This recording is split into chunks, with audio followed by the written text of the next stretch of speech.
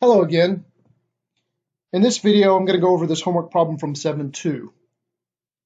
And so let me just read through it, and then I'll show you how you can do this on the calculator. So it says a data set includes 110 body temperatures of healthy adult humans having a mean of 98 degrees Fahrenheit and a standard deviation of 0.74 degrees Fahrenheit. Construct a 99% confidence interval estimate of the mean body temperature of all healthy humans.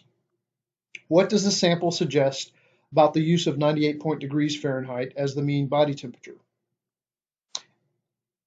And then what is the confidence interval estimate for the population mean mu?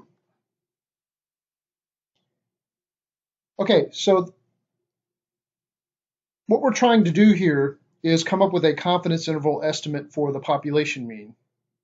Now remember, we have a larger population here. The population consists of all healthy adults and their body temperatures. If you were to average up all the body temperatures of healthy adults, that would be your population mean. And of course, we're not going to be able to do that because there's too many people. And so in lieu of doing that,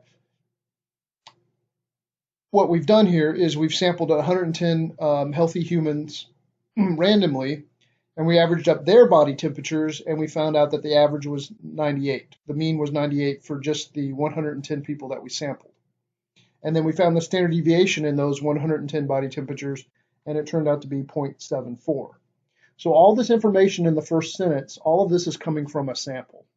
Okay, the sample consists of 110 adults, and the average of that 110 body temperatures was 98. That's your X bar value.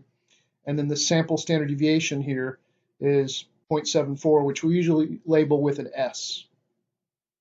Okay, but that's the sample standard deviation, not the population standard deviation.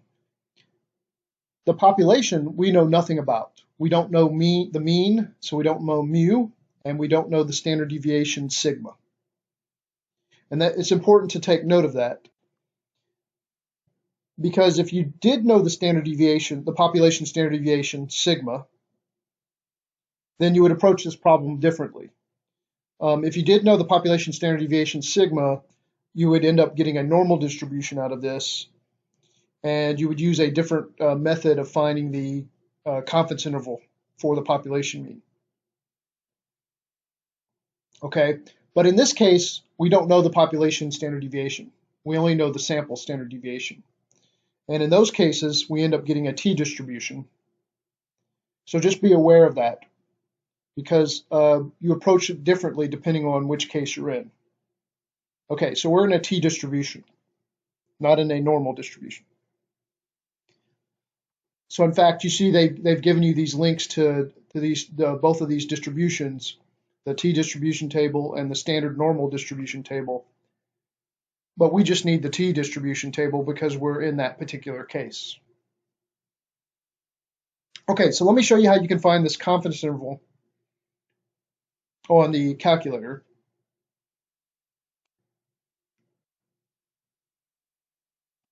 Okay, so go to Stat, and then scroll over to Tests. And then you want to scroll down to, now this is a t-distribution, and we're trying to find a confidence interval. So it should be labeled as t-interval. And you can see here, this one's a z-interval. That's the other case I was talking about. So if you know the population standard deviation, then you would get a normal distribution, and you would use the z-interval instead of the t-interval. Okay, but we're in the t-interval case. So scroll down to t-interval, press enter, and then make sure you select the correct input. You have stats versus data. You would use the data one if you actually enter the raw data into the calculator. We don't have the raw data. We don't have the 110 different body temperatures, right? We're not entering those into the calculator. We only have the statistics from that sample. So make sure you select stats, press enter, and then you just want to enter the X bar value in, which is 98.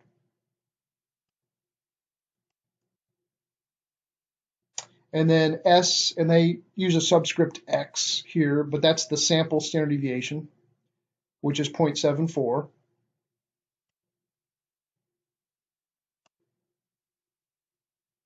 Okay, then the sample size was 110. And our confidence level is, we want a 99% confidence interval. So put in 0.99.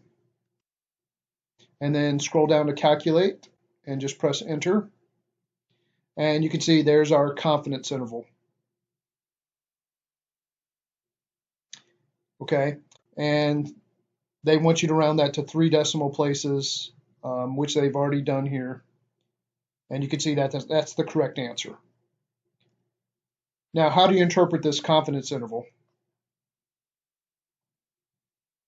Now remember, we don't know the actual population mean mu. The only way we would ever know that number is if we actually took the body temperatures of all human beings and we averaged them up. That's the actual population mean. Now, since that's difficult to do or virtually impossible, we're trying to get an estimate for what the population mean would be using a confidence interval. And based upon the sample that was taken, this is the confidence interval that we came up with. And again, this is a 99% confidence interval. So the way you would interpret this is we're 99% confident that this population mean mu is trapped between these two numbers.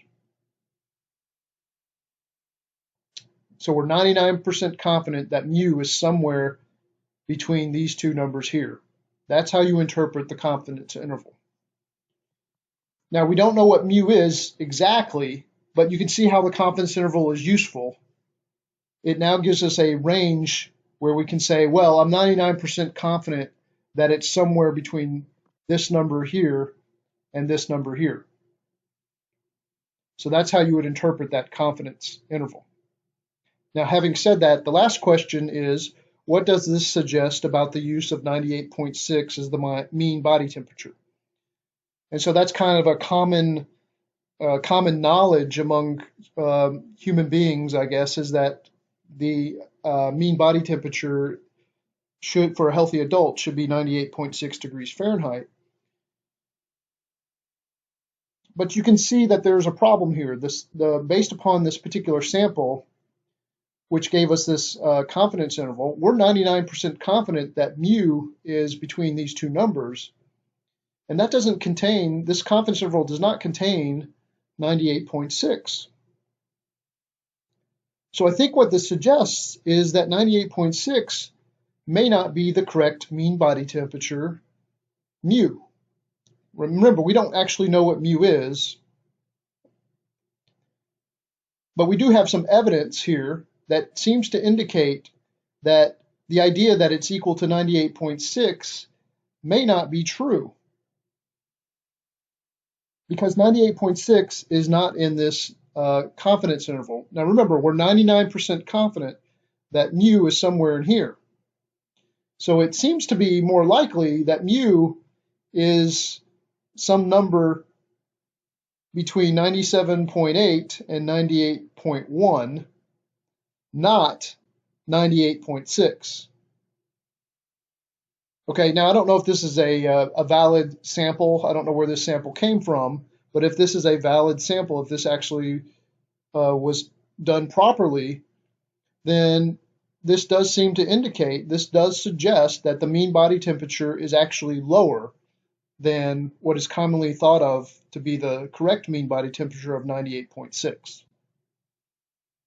Okay, so hopefully you found this video helpful. I'll continue to do some more problems in this section, and hopefully you have a chance to look at some of those as well. Bye-bye.